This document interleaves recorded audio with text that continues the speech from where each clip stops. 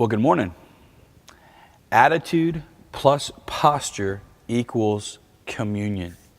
It's the math equation for the week that we've looked at and are going to look at throughout the week as we try to live in communion with God.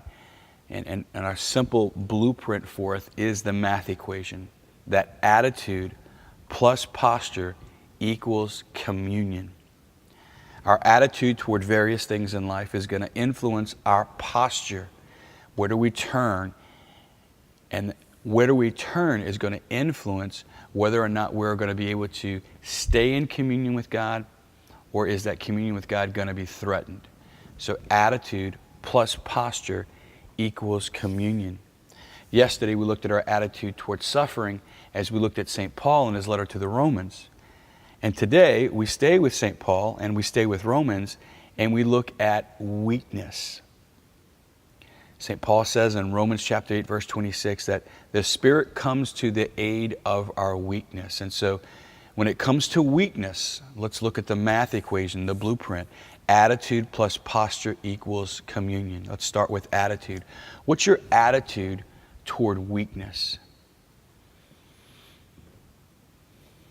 I think a lot of men struggle with weakness because we have been formed in an American secular masculinity more than we have been formed in an authentically Christian masculinity. And as America tells us what it means to be a man, American secular masculinity doesn't like weakness. We as men are taught that we're supposed to always be in control. We're supposed to be independent. We're supposed to be strong. We're supposed to be successful. We're supposed to win. And that attitude hates weakness because it threatens the very thing that we covet inside that masculinity, which is success, which is winning, which is pride. And so I think a lot of men who are influenced by America's secular masculinity hate weakness because it threatens the very things that we covet. Or a lot of men hate weakness because America also presents us a more feminized masculinity, a soft masculinity. Certainly in the last several years, I think a lot of men feel the natural aversion to this feminized masculinity that's presented to us. And so oftentimes it seems like Mr. Rogers is more championed in American society than William Wallace. We're told now we just need to be nice. We just need to be nice to our neighbor. We need to be nice to other people. We just need to kind of get along with everybody and not offend anybody. And I think a lot of men have this aversion to that feminized masculinity, and we see weakness in that. So for men, the attitude toward weakness can sometimes be an aversion. We hate that weakness because of one of those two extremes. Women can sometimes struggle with weakness for very different reasons. I think deep within the heart of every woman is the desire to be beautiful, the desire to be rescued, the desire to be pursued. I think deep within the feminine heart is this epic desire to be saved by her knight as she is a damsel in distress. Deep within the heart of the feminine is this desire to be protected, to be pursued, to be rescued.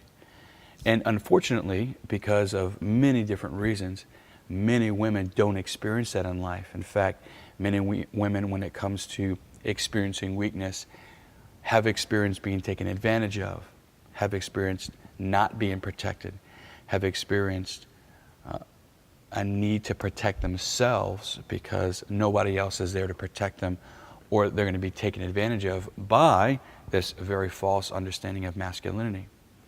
So women can hate weakness because it means being unprotected, or it translates into, I'm going to be not safe. For different reasons, many of us can struggle in our attitude toward weakness. Our attitude is, I don't like it. So therefore, what's the posture? If attitude plus posture equals communion, and our attitude is a negative one, well, what's our posture? Our posture is going to be, we turn in on ourselves. We try to either get it right or we try to protect ourselves. Whenever you and I turn in on ourselves, the posture of self-sufficiency or the posture of self-protection threatens our ability to receive from God there. So in Romans chapter 8, it says that the Spirit comes to the aid of our weakness, for we do not know how to pray as we ought. We're reminded today in the Scriptures, as we pick up from Romans again in the first reading, that God searches our hearts. He knows what is the intention of our heart. And He seeks us out. He desires us. Are we going to be able to receive God, to let God in that moment? Or our posture, our interior posture, has a lot to do with that. To the degree that we're able to receive God is the degree that we'll be able to stay in communion. So as you look back on the moments in your life when you have experienced your own personal weakness, when you've needed God the most, our experience of tasting God's mercy, like in the Psalm today, or our experience of tasting God's communion with us, as in Romans, the first reading today, a lot of times is influenced by our posture, which is influenced by our attitude. God is pursuing us, and God wants to be a part of every aspect of our life. And God wants to be with you in your weakness. So a couple questions for you today. Number one, how do you experience your own weakness? Perhaps it's with your own repetitive sin, like you keep going back to the same sin over and over and over. And as you regard that as weakness, like, it's important for you to ask yourself, what's your attitude toward weakness? Or perhaps we experience our own weakness and our own need for God in other ways. Your own need to experience His mercy, your own need for you to experience His love, your own desire to be in communion with God, but you can't generate that on your own. So the first question for you is, how is it that you experience weakness in life? And secondly, what's your attitude toward your weakness?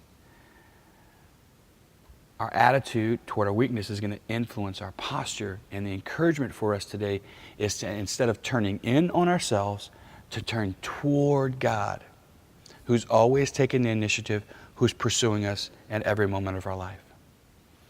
Let's trust the process. Let's continue to ask great questions this week, and let's trust that God's with us in the questions as He is with us in the math equation.